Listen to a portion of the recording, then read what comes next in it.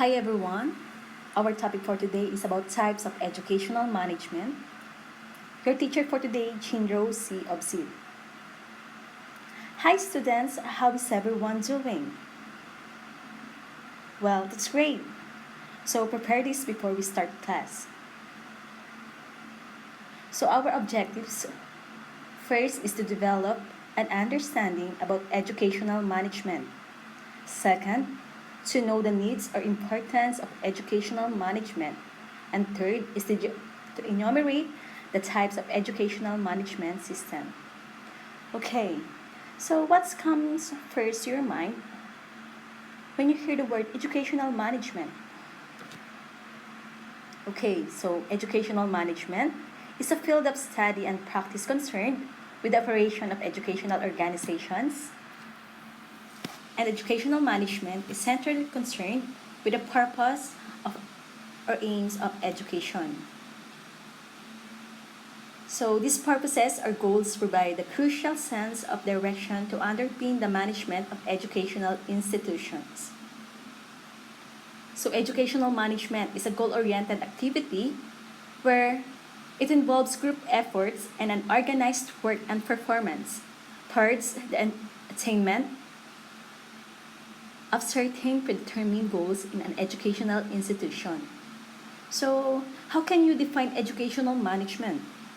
So, regarding to Paul Monroe, 1913, so he states that school management as a body of educational doctrine comprises a number of principles and precepts relating primarily to the technique of classroom procedure and derived largely from the practice of successful teachers. Next is by G. Terry Page and J. B. Thomas. So they written the International Dictionary of Education in 1978.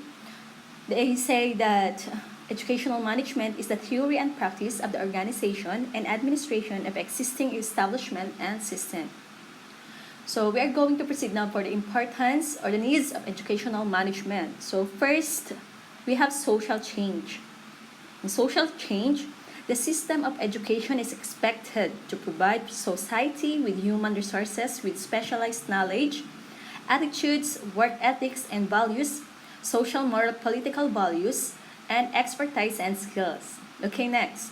To create congenial environment at an institutional level for the attainment of the aims and objectives of the educational system in particular and those of the country in general, and knowledge of relevant management theories, principles, concepts, techniques, skills, and strategies and their application to educational systems is necessary for its effective and efficient function and output. Next, need to make the system of education is more proactive rather than reactive by applying principles and techniques of management science. So let's move on to the types of educational management. So first, we have democratic educational management. Okay, now in the modern era, democracy is unanimously regarded and accepted as the way of life. Okay, so this is not only applicable in case of a particular nation, but also for the entire globe or world. This very statement implies that in every aspect of development, the democratic principles, values, and ideas must be adhered or accepted. Accordingly, in the field of management, it must be accepted and implemented.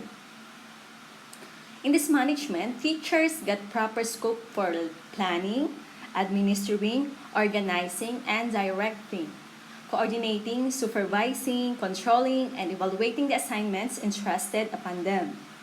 However, like democracy in democratic educational management, the following principles are highly stressed. So, the principles of democratic educational management are letter A, principle of sharing responsibility. In the field of democratic educational management, everybody who is more or less involved in the process should take the responsibility to share in the work. Letter B, principle of equality. So as equality is the basic hallmark of democracy, it should be treated and accepted in the field of democratic educational management. So all the personnel who are involved in the process should get equal facilities, rights, and opportunities in doing their duty. Okay, letter C. Principle of freedom. In the field of democratic educational management, every person should be given freedom to do their duty in their own jurisdiction. This will lead to make the educational management of every educational program successful in democratic perspective. And lastly, letter D, principle of cooperation. So in order to make educational management of an educational program a successful one, so greater cooperation should be ensured among different persons involved in the field of education management. Okay, next, the autocratic educational management. In autocratic management, the rights are absolute and supreme, and educational management is a state of monopoly. In this type of educational management, every aspect of education is controlled by one, and educational administrations become centralized, being dominated by bureaucracy, which controls through strict administration of laws, rules, and regulation. Okay, next, decentralized educational management. This type of educational management refers to the centralization of the power and responsibility of educational administration, the supervision and control of which results in the educational management and on hand and division and distributions of power and responsibilities of educational administration, supervision and control that results in educational management. In the centralized educational management, all sorts of powers, responsibilities in relation to educational management are vested in one hand. Next, decentralized educational management. Decentralized educational management is the accepted type of educational management in the present modern educational system. The cause is that the divisions and distributions of powers, responsibilities, and duties of any type can make every program a successful one. In the decentralized educational management, the powers, responsibilities are distributed and decentralized from the Director Higher Education, in which everybody involved in the field of higher education feels seriously the responsibility of educational management. Next, the command and control management. So, command and control approach to the leadership is authoritative in nature and uses a top-down approach, which fits well in bureaucratic organization in which privilege and power are vested in senior management. Okay, so now we are going to take activity. Okay, answer the questions carefully. For the question number 1, which is not a factor of democratic management? Letter A, cooperation. B, coordination. C, integration. Letter D, imposition. Take your time to answer. Are you ready? Okay, so let's answer. The correct answer is letter. Louder. Okay, very good. Letter D, imposition. Okay, next question. Which of the following is not component of educational management? Letter A, educational guidance. B, educational planning. Letter C, educational administration. Letter D, educational supervision. Okay, take time to answer. Are you done? Okay, so the correct letter is letter again. Okay, very good. Letter A, educational guidance.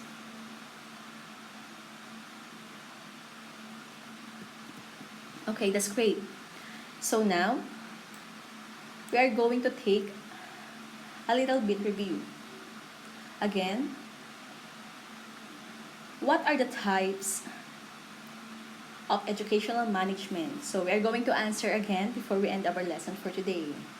Come to think of it, you can get 1/4 sheet of paper to answer this.